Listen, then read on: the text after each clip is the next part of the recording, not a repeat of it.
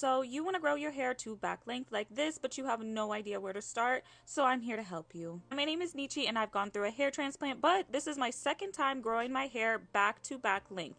For those who need my credentials, here it is. I was a bald head little Betty all throughout middle school and high school until I finally found the routine that worked for me, and then I was able to get my hair down to this length.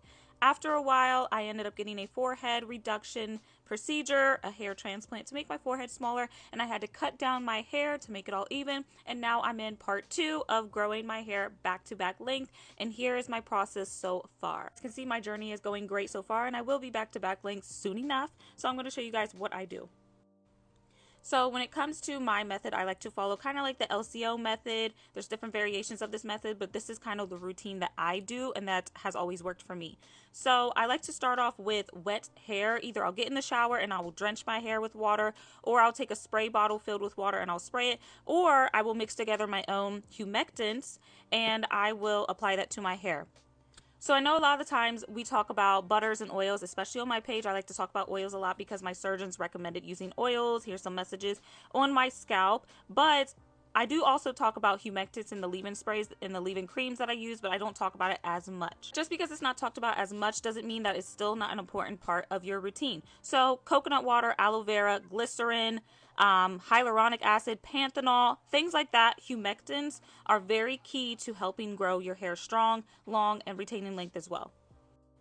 Step 2 in the LCO method I like to do is cream. Again, I'm going to list the ones that I like to use here. The cream method and the leave-in method, to me, it kind of goes hand in hand because this is still where you're like hydrating the hair. But when it comes to the cream method, you're also hydrating slash moisturizing the hair. So that's why you use the cream, and it's mixed with ingredients with humectants, oils, and butters, all together, emollients, all stuff like that.